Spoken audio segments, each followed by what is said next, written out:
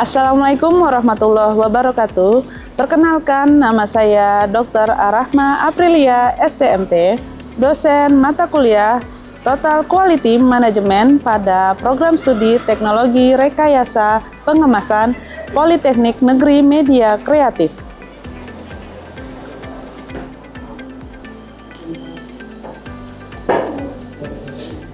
Video pembelajaran ini disusun sebagai bagian dari pemenuhan dokumen digital untuk uji kompetensi teknis pelaksanaan tugas PDD UKT PT dalam bidang pengajaran untuk sertifikasi dosen tahun 2026. Tujuan perkuliahan pada mata kuliah ini adalah membekali mahasiswa dengan kemampuan menerapkan TQM dan Lean Manufacturing dalam simulasi sistem inventory dan tata letak gudang di industri pengemasan. Mahasiswa dilatih mengidentifikasi pemborosan, menganalisis data operasional, membangun model simulasi dengan Arena 2022, serta merumuskan rekomendasi kebijakan yang terukur dan berorientasi pada perbaikan berkelanjutan. Pokok bahasan dan metode pembelajaran mata kuliah ini membekali mahasiswa dengan kemampuan menerapkan manajemen kualitas total dan Lean Manufacturing dalam perancangan, pemodelan, simulasi, serta optimalisasi sistem inventory dan tata letak gudang di industri pengemasan. Mahasiswa mempelajari konsep teoritis TQM seperti alat Lean 5S, Kanban, standarisasi pekerjaan, systematic layout planning, serta prinsip manajemen inventory dan metrik kinerjanya. Materi-materi ini bisa kita rinci antara lain: 1. Konsep TQM dan Lean. 2. 8 jenis pemborosan. 3. Manajemen inventory dan tata letak gudang. 4. Pengoperasian Arena 2022 yang meliputi instalasi, antarmuka, modul basic process, dan advanced transfer. Serta terakhir adalah analisis output. Pengumpulan dan analisis data operasional bisa dilakukan dengan stopwatch time study, work sampling, input analyzer, dan selanjutnya adalah pembangunan model simulasi keadaan saat ini dan keadaan masa depan untuk identifikasi pemborosan dan pengujian skenario perbaikan, serta analisis komparatif antara kuantifikasi peningkatan kinerja dan terakhir penyusunan laporan interpretasi dari model-model teoritis TQM dengan model simulasi. Metode pembelajaran pada mata kuliah ini menggunakan project-based learning dan case-based learning melalui praktek laboratorium, diskusi kelompok, analisis dokumen, presentasi proyek, refleksi, dan umpan balik berbasis studi kasus industri pengemasan nyata. Evaluasi pembelajaran dilakukan melalui penugasan individu, kerja kelompok, ujian tengah semester, dan ujian akhir semester, serta penilaian terhadap analisis dan presentasi studi kasus yang dikerjakan masing-masing mahasiswa dengan bobot kehadiran 10%, ujian tengah semester 15%, ujian akhir semester 25%, serta tugas 50%. Keterlambatan presentasi tugas atau studi kasus dikurangi 10% setiap hari. Saya berharap setelah mengikuti perkuliahan ini, setiap mahasiswa mampu: pertama, mengidentifikasi dan menganalisis berbagai jenis pemborosan atau waste. Yang kedua, menentukan alternatif penyelesaian permasalahan inventory dan tata letak gudang. Yang ketiga, menunjukkan sikap profesional, berintegritas, dan bertanggung jawab dalam setiap tahap proses perancangan dan pemodelan sistem. Mari kita jadikan perkuliahan ini sebagai ruang untuk melatih kepekaan terhadap pemborosan, ketajaman analisis data, dan tanggung jawab profesional dalam menghadapi berbagai permasalahan inventory dan tata letak gudang di industri pengemasan. Melalui penguasaan alat simulasi dan penerapan prinsip TQM, kita bersama-sama membangun budaya perbaikan berkelanjutan atau Kaizen yang menjadi fondasi bagi pengambil keputusan yang tepat, etis, dan berbasis bukti. Selanjutnya, kita akan saksikan video pembelajaran Total Quality Management dengan delivery yang diusahakan untuk meningkatkan keahlian dan pengetahuan mahasiswa tentang manajemen kualitas terpadu.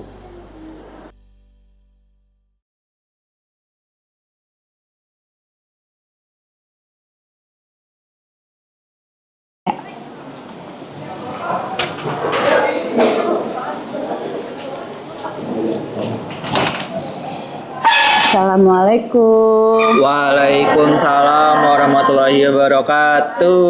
Alhamdulillah. Gimana perkuliahan sebelumnya? Perkuliahan di hari ini udah ini ya, siap dengan materi saya ya? Siap, Bu. Oke, masih di perkuliahan Total Quality Management ya. Izin setup dulu ya. Iya, Oke. Bu. Bismillah.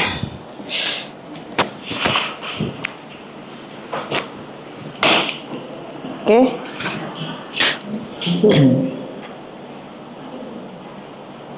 Sudah nampak?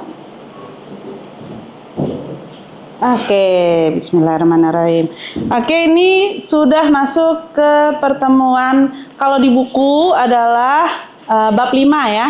Bab 5 adalah tahap di mana teman-teman sudah punya skenario yang dibangun, lalu teman-teman juga sudah memahami bagaimana sistem berjalan di dalam simulasi. Ya. Nah, sebelum masuk ke tahap bab 5 ini untuk materi verifikasi dan validasi, saya ingin tahu nih, kira-kira masih ingat nggak sama materi sebelumnya? Alhamdulillah. Saya masih ingat, Bu. Kemarin saya nyatat, Bu. Ya, silakan ya. Kemarin itu ada langkah-langkah pemodelan yang dilakukan tim ya, Bu. Ada 6 ya, Bu, yang kemarin saya catat. Benar. Itu yang pertama ada menduplikasi model, yang kedua ada mengaktifkan panel tambahan, yang ketiga ada menerapkan standarisasi pekerjaan, yang keempat ada menambahkan sistem Kanban, terus yang kelima memodelkan tata letak baru, sama yang terakhir memvertifikasi model. Kemarin saya nyatat itu, Bu. Alhamdulillah, terima kasih ya kepada Iam ya yang sudah memberikan perhatian yang fokus ya dari materi yang sebelumnya. Kita sekarang masuk ke materi tentang verifikasi logika. Jadi teman-teman, kemarin kita sudah berusaha membuat simulasi dari permasalahan-permasalahan case-case yang sudah teman-teman bangun sendiri ya. Lalu kemudian case tersebut adalah karya dari pola pikir pendesain ya, jadi perekayasa. Nah, rekayasa-rekayasa yang dibuat oleh teman-teman itu butuh yang namanya validasi dan verifikasi. Kalau awalan desain itu desain kemudian verifikasi, baru hasilnya, outputnya itu teman-teman harus validasi. Kalau verifikasi adalah urutan logikanya, tapi kalau untuk validasi adalah output yang dikeluarkan dari model tersebut. Oke, untuk materi ini hari ini berikut adalah tujuan-tujuan pembelajarannya atau dalam bentuk CPL-nya. Jadi teman-teman saat ini sudah punya yang namanya model logis, maka teman-teman selanjutnya akan menerapkan pemikiran logis tersebut yang sudah kritis, sistematis, dan seharusnya sudah inovatif karena teman-teman sudah punya yang namanya skenario ya. Lalu kemudian logika pemahaman terhadap sistem tersebut teman-teman buat untuk menunjukkan kinerja. Maka teman-teman sebenarnya sudah punya diskusi ke sistem dan stakeholder sistem. Mereka itu punya yang namanya KPI.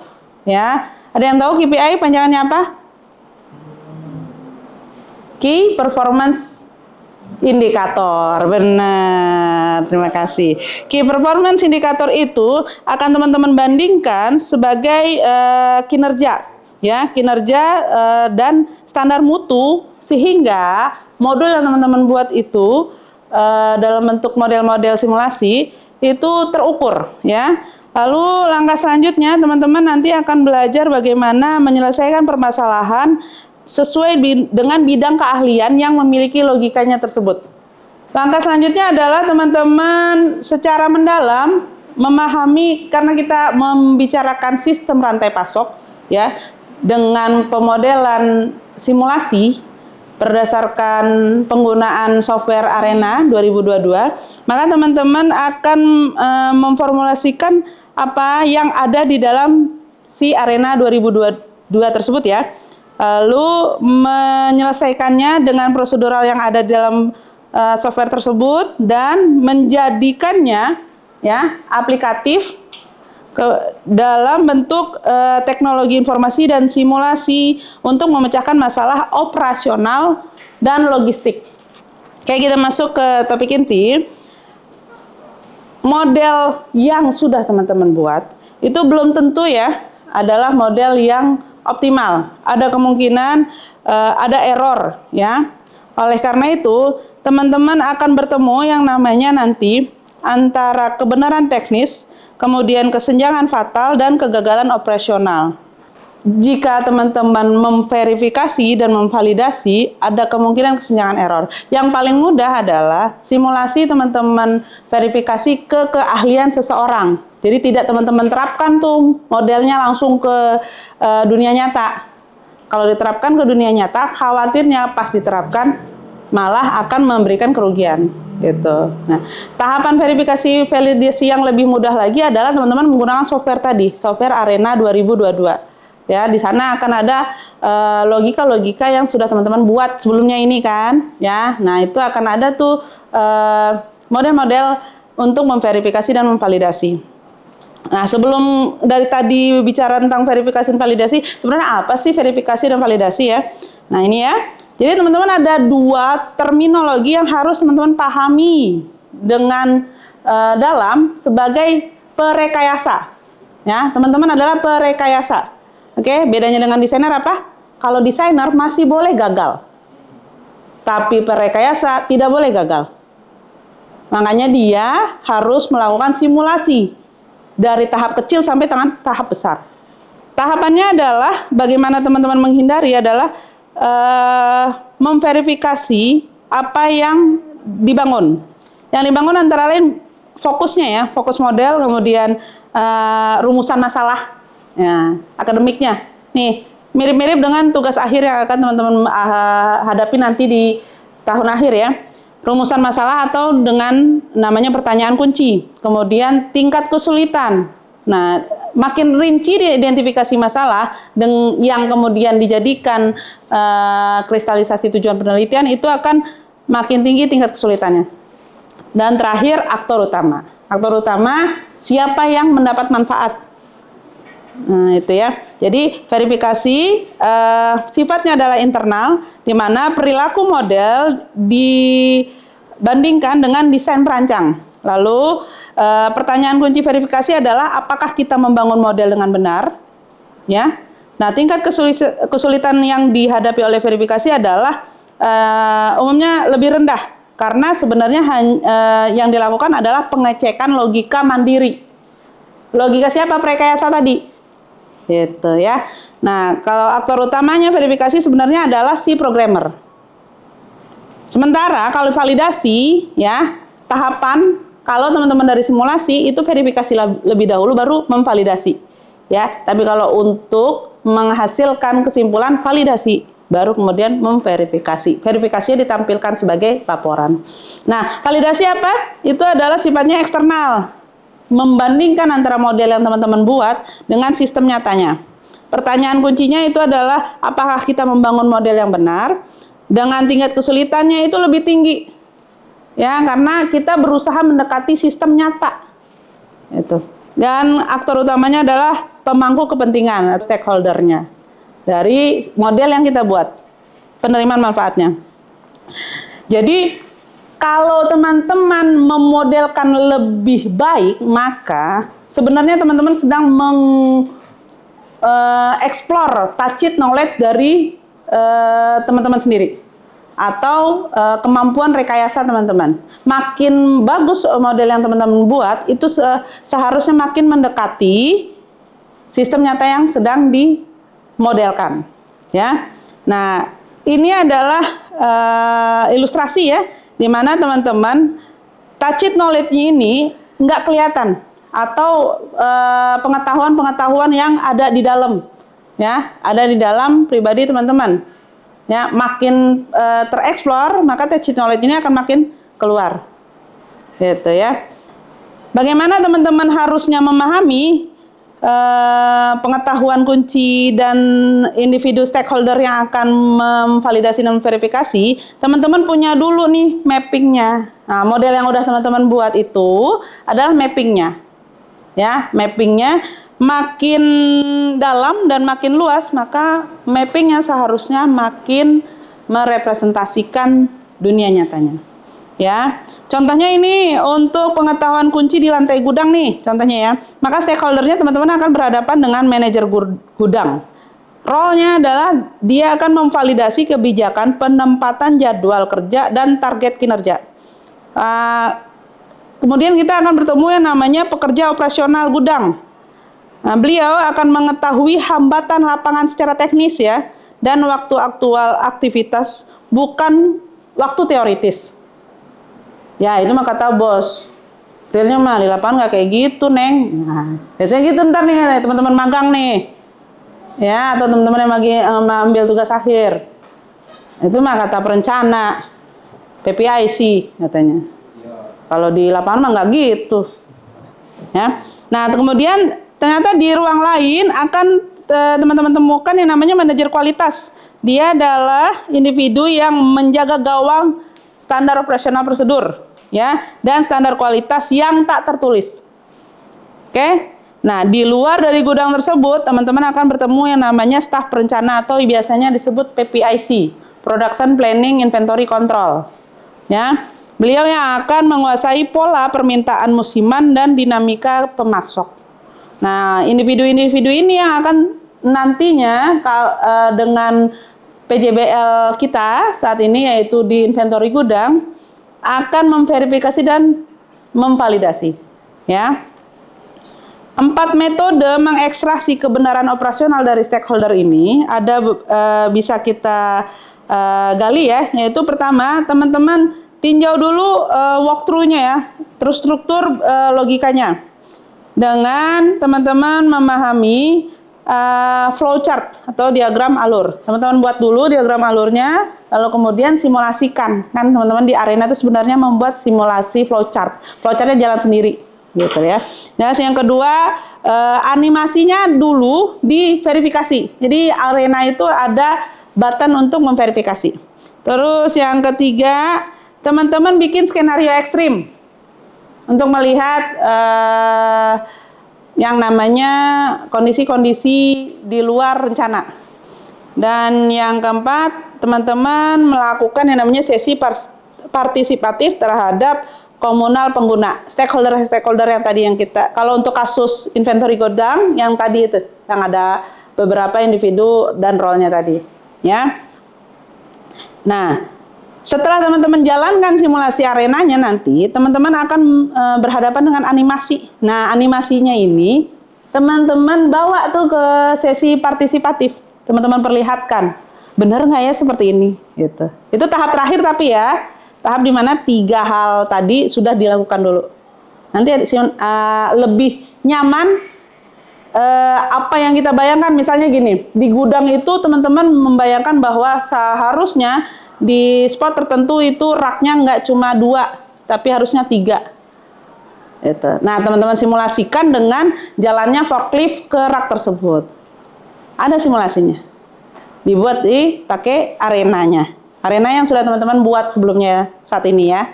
Oke. Solusi-solusi itu akan membangun pemahaman bersama. Ya, pembangun pemahaman bersama ini adalah kunci di mana model yang teman-teman buat adalah model yang mendekati dunia nyata. Nah, salah satu tahap menetapkan model yang simulasi yang kita sudah buat, lalu kemudian nantinya berharap bisa diimplementasikan oleh stakeholder, ya, teman-teman verifikasi dengan tahap-tahap dari kecil ke yang besar, ya.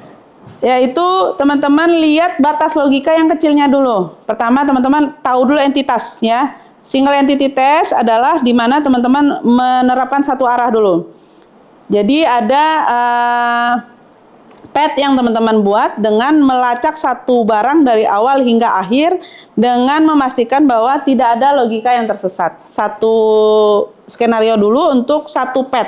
Lalu kedua, teman-teman kan tadi sudah ada skenario untuk kondisi ekstrim, teman-teman bikin tuh kondisi puncaknya ya dengan beban 200%. Dan selanjutnya teman-teman lihat bagaimana volume yang sudah dimodelkan itu mengkalibrasi perilaku server-servernya. Ya, teman-teman sudah buat servernya dulu sehingga ada tetesan-tetesan atau kebocoran-kebocoran atau defect-defect atau bottleneck di sebuah sistem itu. Nah, teman-teman definisikan itu. Dan terakhir, pastinya kalau ini dijalankan lama, maka akan terjadinya gangguan sistem. Nah, teman-teman jadi tahu tuh batasan awal dan batasan akhir sistemnya itu seharusnya diperlakukan seperti apa. Oke? Nah,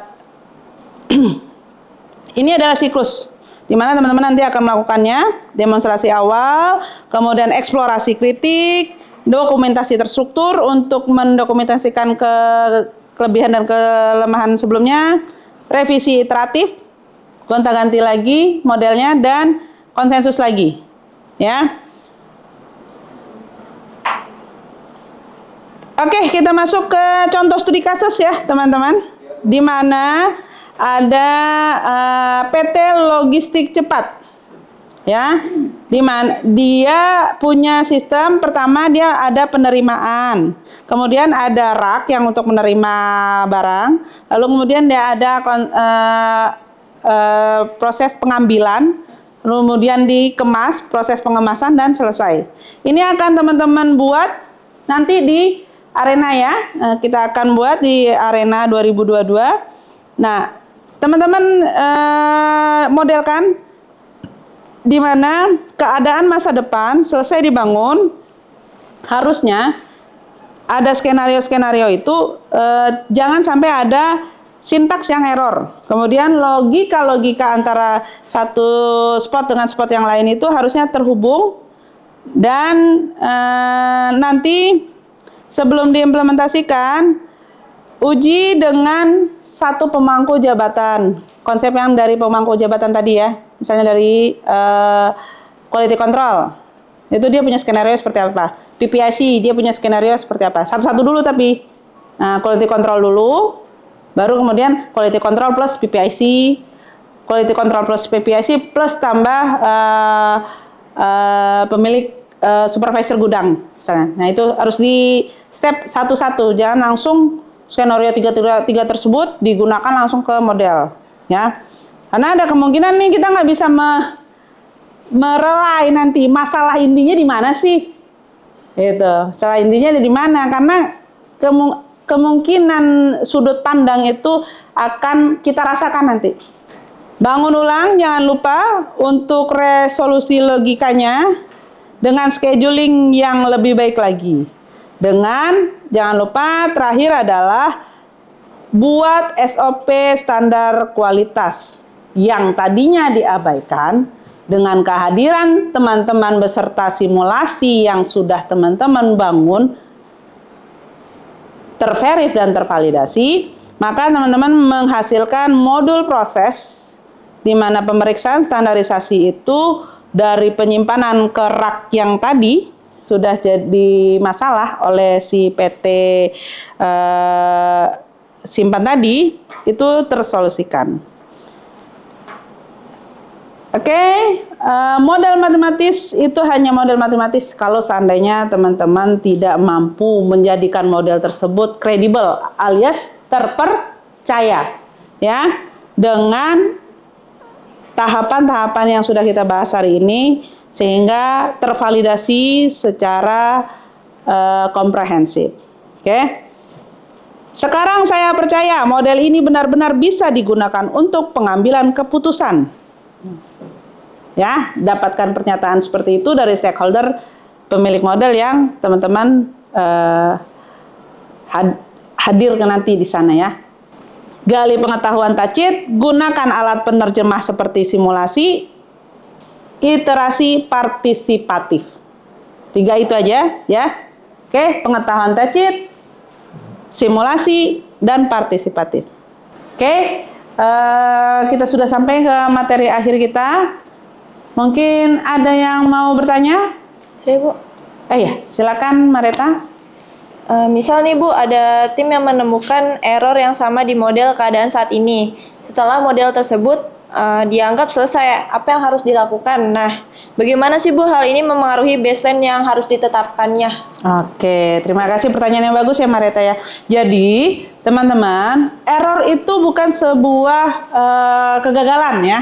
Error dalam sebuah sistem yang kita buat adalah bukti nyata di mana kita harus memperbaiki dari apa yang sudah kita buat. Nah, perbaikan ini tentunya akan men-trigger sebenarnya adalah improvement atau pengembangan dari model yang kita buat. Gitu. Model yang kita buat ini kan tadinya sudah berbentuk ya. Kan kalau tidak ada bentuk bagaimana kita mengevaluasi gitu loh. Nah, kalau sudah ada bentuk lalu kemudian kita cobakan di dalam arenanya, lalu kemudian tampil error. Nah, errornya itu jangan kaget. Jangan kaget, jangan galau. Tapi itu adalah awal di mana pengetahuan baru terhadap baseline. Baseline itu adalah model dasar ya. Model dasar yang sudah teman-teman buat sebelumnya ini akan ada perbaikan. Malah justru mungkin menuju kesempurnaan. Ya. Oke, itu mungkin Mareta. Ibu. Oke, sudah cukup ya Mareta? Yes, Bu. Oke, terima kasih Mareta. Ada pertanyaan selanjutnya? Ya, pertanyaan selanjutnya apa ada? Saya Bu, mau nanya Bu, dalam kerangka total quality management, bagaimana proses verifikasi model melalui cek model mencerminkan prinsip lakukan dengan benar sejak pertama kali, lalu perbandingan dengan pendekatan perbaiki setelah error? Nah, saya, Bu. itu bagus sekali pertanyaannya dari Fitra ya. Teman-teman, gunanya simulasi ya, kan kita memperbaiki sesuatu karena kita tahu ada error. Dia akan menampilkan simulasi. Jadi arena itu setelah kita running, lalu kemudian dia akan menghasilkan laporan ya. Nah, itu gunanya di sana. Kita tahu langsung dari awal adanya kesalahan. Nah, error dari awal hanya sekedar animasi yang kita susun logikanya, lalu kemudian tampil error, itu akan membuat kita tahu perbaikan dari dasar sekali atau dari awal sekali. Dari yang ditanya sama Fitra tadi. Itu adalah filosofi di mana harus kita terapkan. Jadi ada istilah kalau untuk penyakit lebih baik mencegah ya daripada mengobati. Nah, simulasi adalah kerangka berpikir kita terhadap sebuah sistem di mana kita bisa mengetahui bahwa jika kita beri trigger sesuatu kepada simulasi lalu kemudian ada kemungkinan error, maka kita paham bahwa ternyata cara pandang kita terhadap sistem tersebut bisa jadi salah. Gitu. Makanya kita akan perbaiki mungkin dari awal, dari baseline atau ke model kerangka terbesar dari baseline tersebut. Jadi, apa tadi istilahnya Fitra? Memperbaiki? Setelah error ditemukan. Nah, memperbaiki langsung. Hari itu juga, real time setelah ada error ditemukan. Terima kasih ya kepada Fitra dan Mareta yang sudah bertanya. Alhamdulillah kita sampai pada akhir perkuliahan kita hari ini. Teman-teman, next nanti kita akan mencoba untuk menggunakan model-model yang sudah diverifikasi dan divalidasi. Setelah ini teman-teman akan melakukan praktikum dan juga akan ada tugas yang mungkin sesuai dengan modul yang teman-teman terima. Akhirul kalam, saya ucapkan Assalamualaikum warahmatullahi wabarakatuh. Waalaikumsalam warahmatullahi wabarakatuh. Sekian video pembelajaran mata kuliah TKM pada Prodi Teknologi Rekayasa Pengemasan Politeknik Negeri Media Kreatif. Video pembelajaran ini digunakan untuk syarat penyusunan dokumen PDD UKT PT Sertifikasi Dosen Gelombang 1 tahun 2026. Terima kasih atas perhatian semuanya. Kami ucapkan wassalamualaikum warahmatullahi wabarakatuh.